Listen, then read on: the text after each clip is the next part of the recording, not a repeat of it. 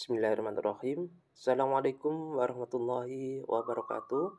Salam Yuda Bramajaya.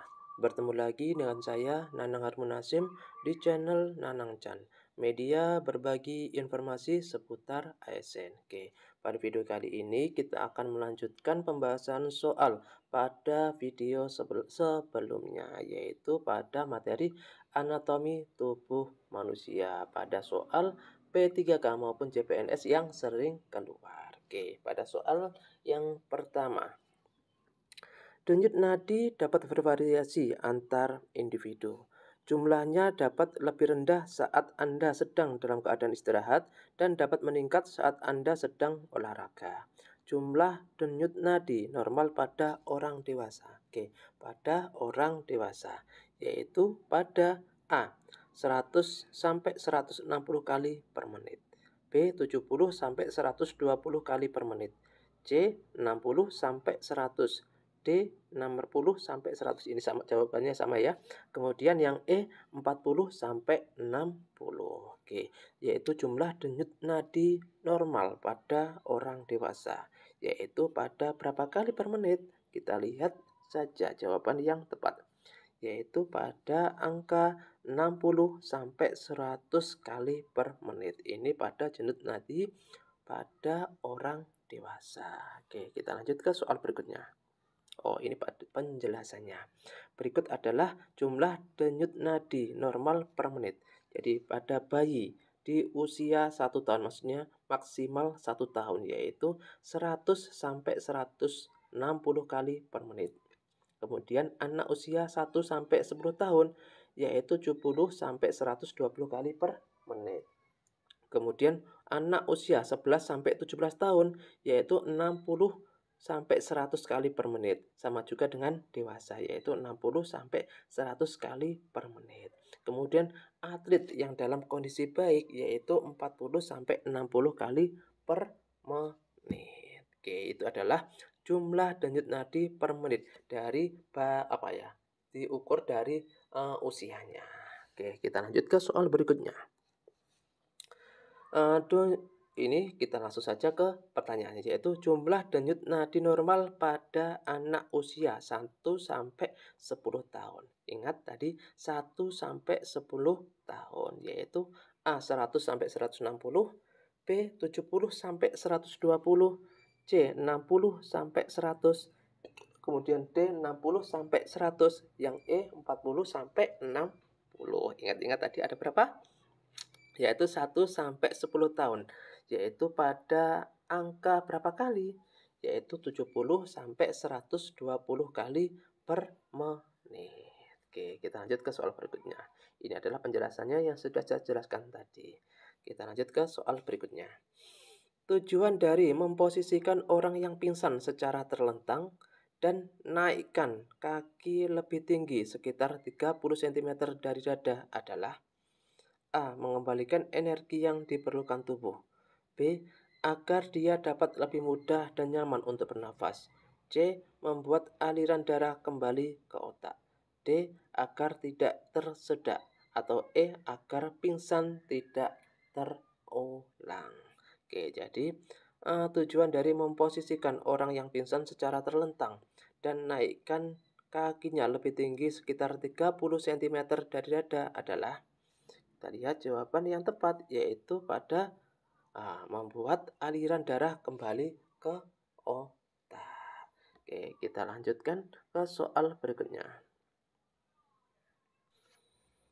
Oke, kemudian tujuan dari melonggarkan pakaian orang yang pingsan adalah A. Mengembalikan energi yang diperlukan tubuh. B. Agar dia dapat lebih mudah dan nyaman untuk bernafas. C. Membuat aliran darah kembali ke otak. D. Agar tidak tersedak. Atau E. Agar pingsan tidak terulang kembali. Oke, tujuan dari melonggarkan pakaian orang yang pingsan yaitu agar dia dapat lebih mudah dan nyaman untuk bernafas. Oke, kita lanjut ke soal berikutnya. Tujuan dari memberikan minuman manis pada orang yang pingsan setelah orang tersebut sadar adalah A. Mengembalikan energi yang diperlukan tubuh. B. Agar dia lebih mudah dan nyaman untuk bernafas. C. Membuat aliran darah kembali ke otak. D. Agar tidak tersedak. Atau E. Agar pingsan tidak terulang kembali. Oke, jadi memberikan minuman manis pada orang yang pingsan setelah orang tersebut sadar adalah yaitu mengembalikan energi yang diperlukan tubuhnya. Oke, kita lanjut ke soal berikutnya. Cabang tenggorokan yang merupakan saluran penghubung antara rongga-rongga hidung, rongga mulut, dan paru-paru disebut, yaitu cabang tenggorokan yang merupakan saluran penghubung antara rongga hidung, rongga mulut, dan paru-paru disebut A. Alveolus, B. Bronkus, C. Bronchiolus, D. Trachea, atau E. Paru-paru. Oke, jadi kita lihat jawabannya yaitu pada bronkus. Bronkus adalah cabang tenggorokan yang merupakan saluran penghubung antara rongga hidung, rongga mulut, dan paru-paru. Oke, kita lanjut ke soal berikutnya.